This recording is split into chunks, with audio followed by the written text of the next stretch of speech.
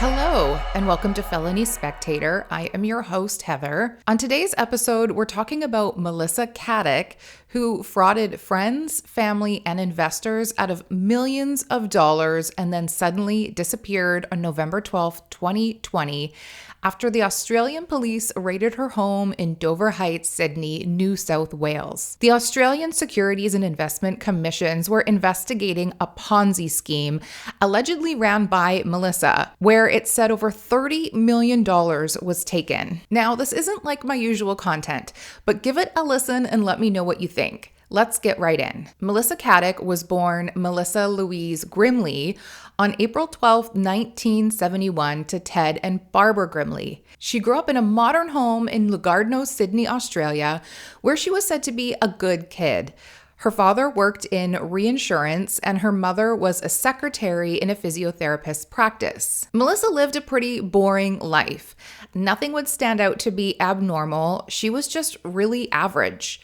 She wasn't said to be popular in high school, but some of her friends would think that she wished she was, which is normal. Like any other teen, she wanted the name brand clothes. She wanted people to notice that she was dressed well and had good taste. She really thought her value was what people thought of her, but not because she was nice or that she did good things. Instead, she wanted people to think that she had money and could afford nice things. She didn't care if she excelled at anything, wasn't interested in sports or arts, and actually was really terrible at math. She just wanted nice things. After graduation, she enrolled in a secretarial and business admin course at Patrick's College, Australia in Sydney. She would get hired at NRMA's in 1987 in their investment department as a secretary.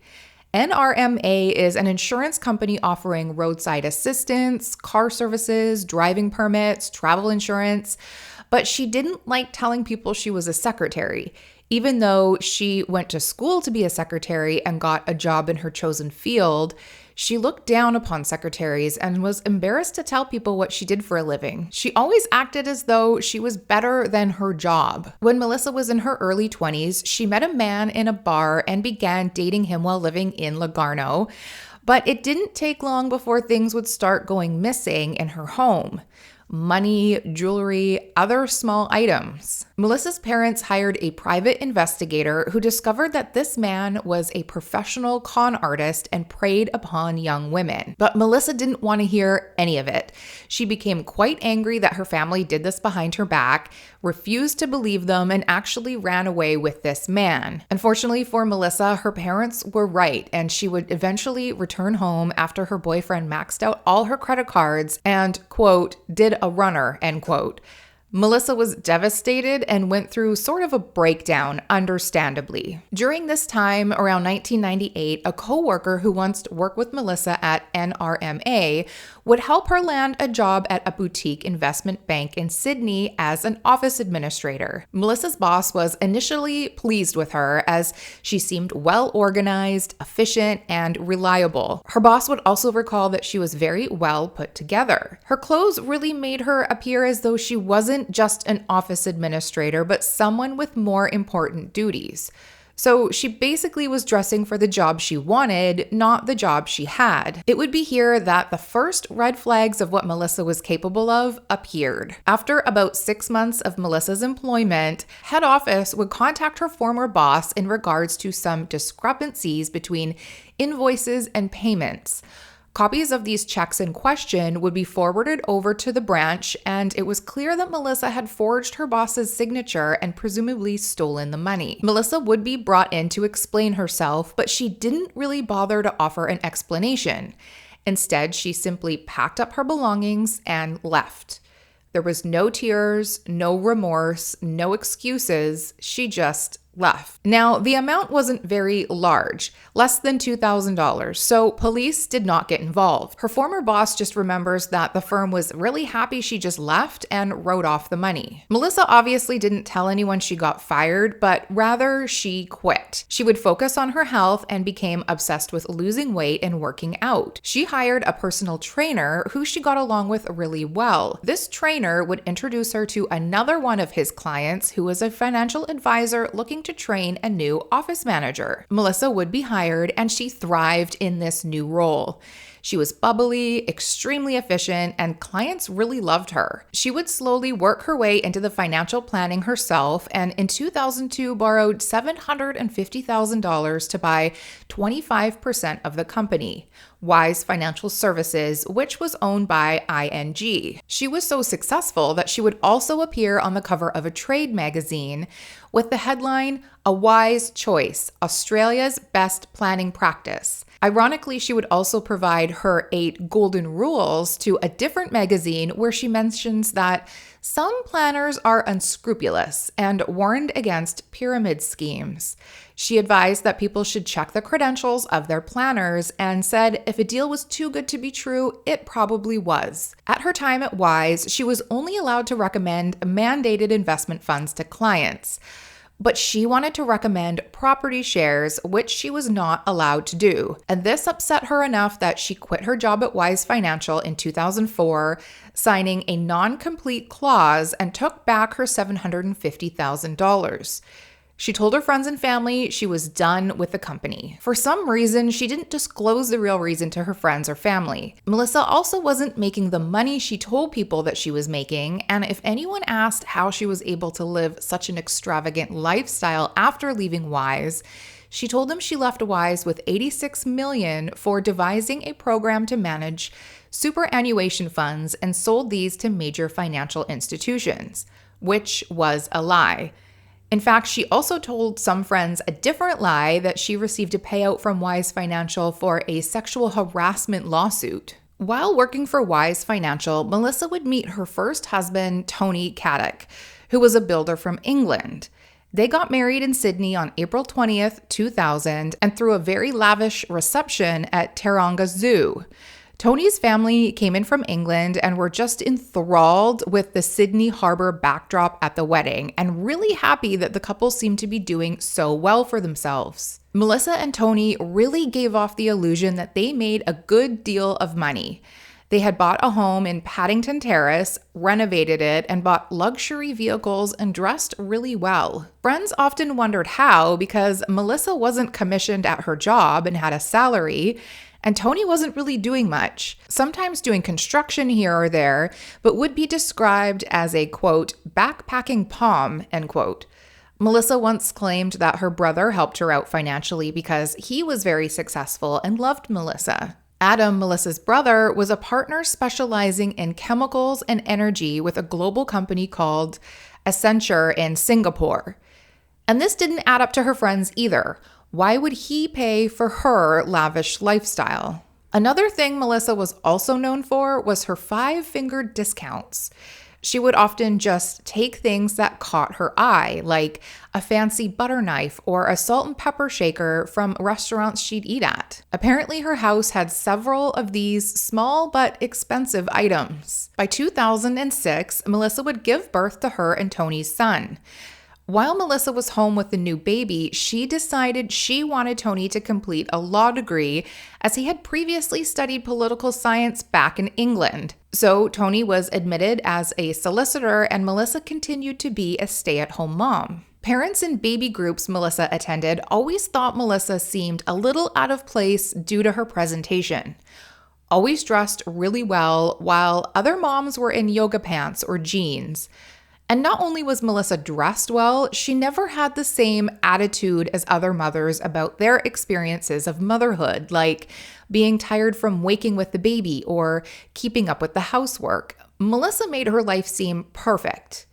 She had the perfect baby, the perfect life, and it was just all wonderful. Melissa and the family had been living in England so that Tony could pursue his new career in law.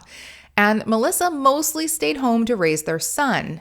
Tony would commute to London from Essex every day, and Melissa would eventually become bored and lonely, but would tell people back home that she was actually working again. She would then tell her husband, Tony, that she wanted to work again while in England, but she needed to brush up on her financial skills and insisted she travel to Switzerland to attend a conference. However, Melissa was not in Switzerland. Melissa had been spotted by a mutual friend in Paris, snuggling up to someone that was not her husband, Tony. This man was her hairdresser, Anthony Koletti. When Tony found out, he also discovered messages on Melissa's WhatsApp, proving that there was definitely an affair and she was actually paying for her hairdresser to fly around the world to go on their lavish dates. Tony and Melissa would then have a very heated argument, which led Tony to go stay with friends for a few days. Meanwhile, Melissa cleaned out the house as well as their bank accounts and eventually returned back to Australia. When Melissa and their son moved back to Australia, she had nothing nice to say about Tony. Of course, she never once admitted her role in ruining the relationship. Instead, she made up an elaborate tale of being abused by Tony. She told one friend that when going to the UK for Tony's job, she discovered that Tony didn't actually have a job and that he had lied to her. Tony was apparently controlling, narcissistic, and he cheated on her. Melissa would go on to say that her brother Adam had to fly to England to rescue her, and Tony wanted her in England so that he could isolate her from her friends and family. Now, I don't believe any of the allegations of Tony being abusive or controlling were true, but after everything blew over, Tony asked his office in England if he could move to the Sydney branch as he was now working as a lawyer. He wanted to be closer to his son, but since Melissa cleaned him out, he had to drive a little Hyundai and lived in a small apartment. Meanwhile, Melissa lived in the house they had bought in 2009 before going to England, worth $1.56 million. She would end up getting the home after the divorce and sold it for $1.67 million and moved in with Anthony, the hairdresser.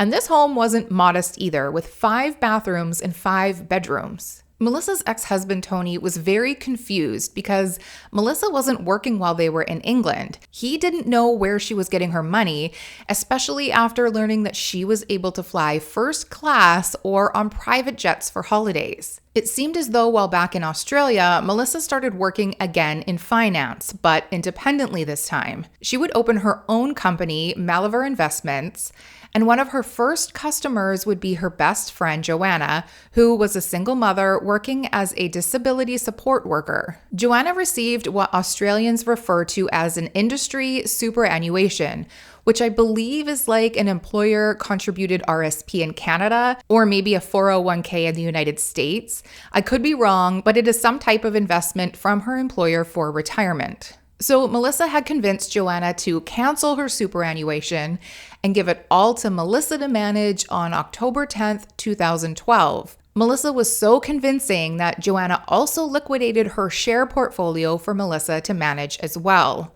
Melissa would do reviews with her friend, and the returns were always amazing. Joanna was so happy with the help her friend was giving her that Joanna's family also invested money with her as well. Melissa made it seem as though she was very successful and independently wealthy. She offered her services to many of her other friends and family too. Because look at her, she was obviously very good at her job and had a lot of money. So after her clients signed away their money, she created fake ComSec share trading account numbers and were given 7-page Maliver financial services guides with the promise to maximize their investments while working within the law. She also handed out brochures to people in which she lied about her qualifications. Melissa bragged that she had a master's degree in business and was a certified member of the Financial Planning Association, which was completely false. It's thought that Melissa only invested a very small amount of the money she scammed out of people and used the bulk of the money to support her very lavish lifestyle. On New Year's of 2013, Melissa threw a party, which ended up being a surprise wedding for herself and her hairdresser, Anthony Koletti. Anthony was 11 years younger than Melissa and a good-looking hairdresser that Melissa's friends referred to as the, quote, handbag or the boy toy, end quote.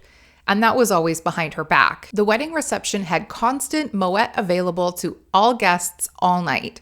The food was amazing, and Melissa was, of course, the center of attention. She had 3 outfit changes, which included her Gucci wedding dress. The following day, Melissa, Anthony, and Melissa's son took a jet to ski in Aspen for a month, and this honeymoon was said to be worth about $80,000. What her clients didn't know was that Melissa funded her entire wedding with their stolen money. Melissa wasn't even licensed. She operated her business by using someone else's financial services license without permission. And to be honest, do people really do background checks on their financial advisors, especially if your advisor is a friend or family member? Melissa's clients were also given statements of earnings. And these statements looked legit and included their name, their fund names, their account numbers. But unfortunately, these fake account numbers were only 6 digits long, whereas real ComSec accounts are 8 digits. But her investors didn't know that. Ironically, ComSec doesn't even give out documents called portfolio statement. And sometimes the falsified statements would show returns of upwards of 30%, which had people putting even more money into their investment accounts. Some of the money was invested, but not legally. She would often forge signatures as well as signatures of witnesses who were supposed to witness the client's signatures. Now, her clients never lost money according to their investment statements, and perhaps this is why it lasted so long. Nobody wanted to cash out or move their money. They were really happy with Melissa. She even cheated out her own parents, Barb and Ted Grimley. Her parents actually sold their home and moved closer to Melissa after she convinced them to do so. Barb and Ted moved into an apartment in Edgecliff, which was valued at $2.55 million. Melissa's parents gave her the proceeds of the sale of their home, which was $1.187 million, to put towards the apartment.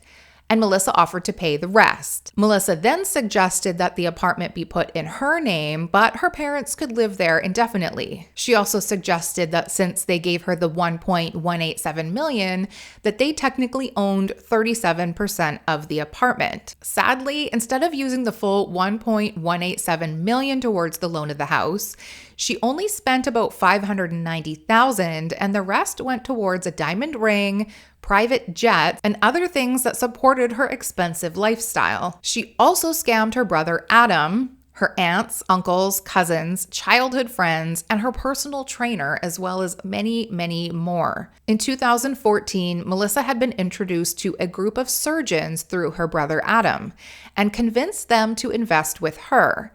Then, using her fake financial statements and pretending her client's money was her own, she tried to obtain a $4 million loan against the purchase of her dream home. The National Bank of Australia didn't give her the loan that easy because Melissa hadn't been established for very long, so her brother co-owned the home with her, but only 1%. So basically just something so she could get approved. Soon after the purchase, the family would then fly to New York for Easter, July holidays in Fiji, Aspen for Christmas, and visited us in Canada with a $34,000 holiday to Whistler. Her holidays often included private jets, limos, and huge shopping sprees to Chanel, Dior, Valentina, Louis Vuitton, and she also bought Anthony a $390,000 Audi. In 2016, one of the Perth surgeons that Melissa had as a client was going through a nasty divorce and wanted to make some changes to his investments. Now, instead of doing any trading, Melissa just cashed out his money without consulting him and just gave it all back. Looking back, police believed Melissa was probably worried that the surgeon's ex-wife would have the money investigated due to the divorce, and Melissa just got scared and gave it all back. Then in 2019, another surgeon was going to invest with Melissa, but his wife raised some concerns about Melissa's trust funds and how they were run. Melissa called the husband and said she was putting their investment on hold because of a death in the family and she had to attend a funeral. The surgeon's wife didn't let it go that easily and contacted the owner of the financial services advisor whose license Melissa was using without permission. Not long after that, the dominoes started to fall. But Melissa didn't know that, and she would continue to spend money like it was endless. She was very well known for her wardrobe. She would sometimes wear extravagant gowns just because she could. In 2018, during her child's school fundraiser, she was dressed like she was a celebrity going to the Golden Globes. She wore an Oscar de la Renta dress worth over $14,000, a diamond sapphire necklace worth $250,000 with matching bracelets and earrings worth $40,000, along with her engagement ring and wedding band worth $60,000 combined. I doubt Anthony used his own money for the rings. And this was also the case during COVID as well, when she didn't have anywhere to wear her fancy dresses. She would just wear them to the office or small gatherings with friends. She was just so extravagant all the time. She had once invited herself to her friend's 50th birthday party. Due to COVID, it wasn't supposed to be very big. It was just a small gathering of just family. But Melissa insisted that she attend. She would show up in a very beautiful dress, which didn't match everyone else's more casual attire to this low-key party. This dress was said to be a Dolce & Gabbana dress worth over $2,500. She also brought a very expensive bottle of champagne for her friend, as well as a Christian Dior bathroom deodorizer. And the people at this party had all invested their money with Melissa at one point, which added up to about $10 million. Perhaps Melissa could have splurged on something better than a bathroom deodorizer. Anyway, this license that she was using was a friend of Melissa's. It said Melissa had asked her if she could use the license, but the friend naturally said no. However, they had a business arrangement where Melissa would refer people to this friend for insurance. And this friend had also sold Melissa her own life insurance. So there was some trust there. Sadly, it's assumed that behind her friend's back, Melissa would use her license for trading. And at the time of the tip-off, there was no action that took place, no investigation or anything, because whoever made the call didn't mention fraud. It was just deemed as a single complaint. This advisor hasn't been able to comment on the investigation and won't speak to media. Then in November of 2019, the Australian Securities and Investment Commissions got another anonymous tip that Melissa Caddick was operating a financial business using someone else's license. It's surprising that she wasn't caught earlier, but this still didn't stop her just yet, and she wasn't aware of this anonymous tip either. In January of 2020, the family again went to Aspen. A friend tried to organize a lunch with Melissa to introduce her to the owner of the building, but Melissa suddenly couldn't make it.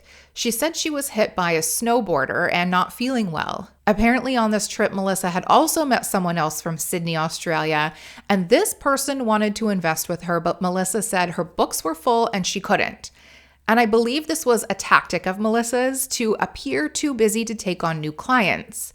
But when Melissa returned back home in Sydney, she contacted the women and said that she was now available, which was really strange. The women decided to invest $1 million to start, and the returns seemed so amazing that she invested more, which totaled $2.5 million. Now remember, Melissa was using someone else's license fraudulently.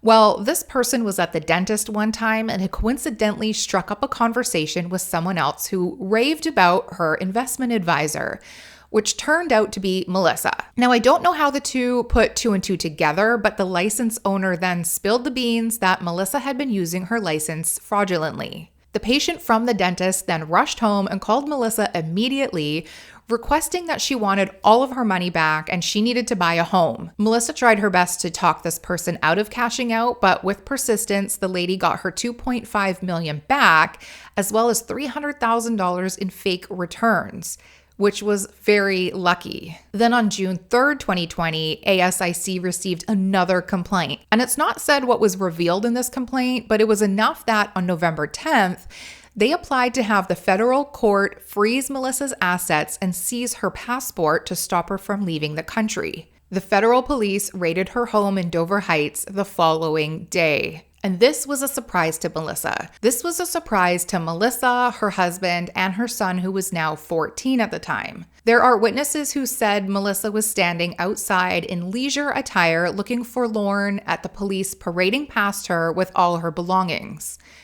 It took over 13 hours and loads of things were taken.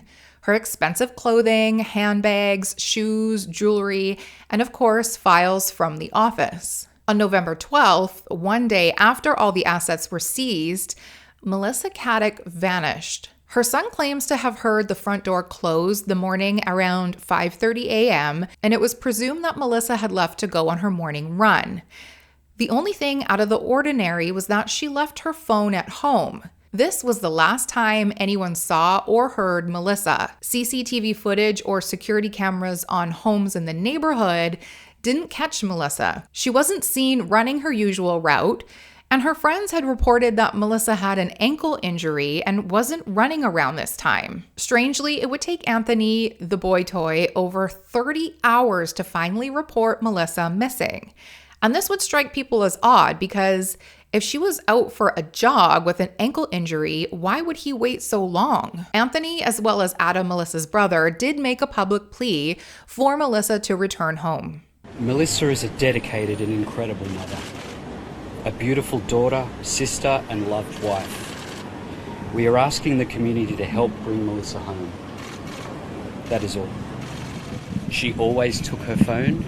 In this case, it was the only time since I've known her that she did not have her phone with her. You know how much we love you. Just come home. Everything's taken care of. You're not in trouble. But by November 25th, police were wondering if Melissa had faked her disappearance. There was also rumors that police were considering this a murder investigation. By December 1st, detectives requested any and all dash cam footage from anyone in the area, as Melissa hadn't been spotted on any CCTV footage anywhere. It's assumed Anthony didn't know what Melissa was doing in the financial world. He probably didn't have the investment knowledge to know what kind of scheme was going on, and was probably conned by Melissa as well. Melissa's cousin suggested that Anthony was so controlled by Melissa that maybe he was scared of her, scared to do the wrong thing, so he waited to report her missing. With that said, some think he waited to give her more time to flee, possibly to try and leave the country. Now, there was never any proof that she ever left the country, but even the investigators thought that she could have been a flight risk. In August, just a few months prior to the warrant, there was $340,000 US in her bank account that has completely disappeared. She also is known for her traveling. I should point out, though, that during the raid, her passport was taken. Anthony claimed that he had only $1.95 in his bank account. He had long stopped his part-time hairdressing job when COVID locked everyone down in March of 2020. His new job was to remain at the home and tend to the house. In the affidavit he signed in December of 2020, he admitted that he did not have any income. Anthony was also served an order to protect Elizabeth Allen, the lead detective. Anthony was trolling her on social media, sending her threats by texts, and blaming the investigation for Melissa's disappearance. Anthony has since made songs referencing the investigators as well, as he is now a musician. The order has basically said Anthony has to stop making the songs, stop posting on social media, and leave the investigators alone. Anthony's brother Chris claims that Melissa probably planned her disappearance without telling Anthony because he was, quote, too dumb and couldn't keep a secret, end quote. He assumed that she'd eventually return when she ran out of money. It said that Anthony had alienated himself from his family after the wedding and hasn't spoken to Chris in some time. Then on February 21st, 2022, some campers would be on a remote beach on the south coast of New South Wales and found a running shoe containing human remains, which has since been identified as Melissa Caddick. There's speculation that Melissa ended her life by jumping from cliffs locating only 150 meters from her home. Police didn't rule out murder right away. After the raid, a lot of people would have learned about her scam and would have been really angry. Knowing that your money is gone forever would be extremely upsetting, so it very well could have been a disgruntled client looking to get even. But Melissa's father-in-law, Tony Caddick, isn't 100% convinced the foot proves that Melissa is indeed dead. He wants more information, like how much of the foot was found, how was it severed, how did forensic scientists come to the conclusion that the foot was in the ocean for less than 2 weeks. Now, I've listened to many experts report from Australia who don't believe a foot could just wash ashore in the manner that it did. They also don't know why the rest of the body hasn't been found. Well, here in the west coast of British Columbia, Canada, we've had over a dozen shoes with feet wash ashore our beaches over the past 15 years or so with no other remains. Right below us in Washington, they've experienced the same phenomenon. And in all cases, it was proven that foul play wasn't suspected in any of the foot owners. Scientists here explain that when a body sinks in the ocean, it will slowly decompose, attracting little sea animals. The animals will eat away at the body, and the joints will eventually detach themselves, which means the foot becomes separated from the rest of the body. Since these feet were inside a running shoe that is very buoyant, these shoes end up washing ashore. In my opinion, Melissa's situation is very strikingly similar. It finally emerged to the public that Melissa had been running a Ponzi scheme starting from 2012, in which she received over $30 million of over 60 people's funds. These people had trusted Melissa with their wealth, a lot of which was retirement money or their savings. Her wealth management business was thought to be very lucrative, but it was all a lie. It's not totally clear where all the money went, but about $7 million was returned back to her clients, leaving over $23 million unaccounted for. Anthony spoke out to 7 News Spotlight that he needed the truth to come out and thought someone killed his wife. Quote, "Someone got greedy and wanted her dead," end quote. But he also later said it was the media that made his wife want to kill herself, so he's a bit confusing. Anthony also recently sent a letter to the federal courts against Isabel Allen, who is the main authority investigating the fraud with Australian Securities and Investments. He claims his wife was dehumanized. He further claims that he will now never know if his wife was murdered or took her own life because the CCTV footage of their home was seized. He also blames her of abusing her position of power and his wife's innocence. He thinks that his wife simply lost investors' funds trading on the stock market. Now, Anthony does sound quite naive, and I don't blame him. Investing is hard and can be very confusing. The majority of people really don't know where their money is or what's happening once they give it to their investors. Most people don't know what a mutual fund is, let alone a stock or a bond. But Anthony is trying really hard to hang on to Melissa's assets while he denies his wife did anything wrong. He feels he's entitled to the luxuries even though it's been proven the money was all stolen. This past April of 2022, Anthony Koletti submitted a statement to the federal court claiming his financial contributions to the household between 2017 to 2020, which means he thinks he's entitled to a cut of some of Melissa's assets. Some of the assets he listed were 2 homes in Dover Heights worth $20 million, as well as some investment shares worth $7 million. And maybe Tony didn't get the memo that his wife's money was not actually her money. I believe one of these homes is Melissa's parents, Ted and Barbara's apartment. The parents think that if the assets are sold, they should be priority over other investors because they gave Melissa the money to buy the house and would need it back to buy something new. Anthony apparently needs the money from the assets because he can't find work due to all the media attention about Melissa. He is now a musician and makes some money doing that as well as some casual hairdressing. But he thinks that his duties as the homemaker means he's entitled to some of the assets. Her assets are very quickly being liquidated to pay back some of the money she frauded out of people. But Anthony wants full ownership of her Gucci wedding dress, 5 paintings, and jewelry worth over $95,000. As of May 5th, 2022, Anthony agreed to vacate the $15 million home in Sydney, which was purchased with stolen money, and he had until May 18th, and the courts were hoping to sell it as well with other assets to recoup losses of investors. Anthony is still fighting for a portion of the proceeds. My thoughts? Anthony's stance on this is very mind-blowing to me. How on earth does he think he's entitled to any of the assets which were purchased with stolen money? He himself wasn't working, so why would he get a dime? And I'm not totally convinced that Melissa jumped willingly from the cliffs. Maybe she did, but she seems so confident and sure of herself. She was so manipulative and narcissistic that suicide just doesn't seem to fit. But again, I don't know her personally, so I don't really know her character. But it could have been someone who got mad and threw her over the cliffs. Maybe even Anthony. The raid on the home was a total surprise, and being the husband of someone who scammed people out of millions would put him in a very difficult situation, especially since he isn't worth anything without Melissa. Melissa was essentially his sugar mama. Maybe he thought that if Melissa disappeared, then he would get all the assets and the investigation would go cold. There is also the possibility that Melissa wasn't acting alone in this scam. I used to work in an investment department for a financial institution years ago, where one of my coworkers was fired after recruiting over 90 clients, some of who were family and friends, into a Ponzi scheme.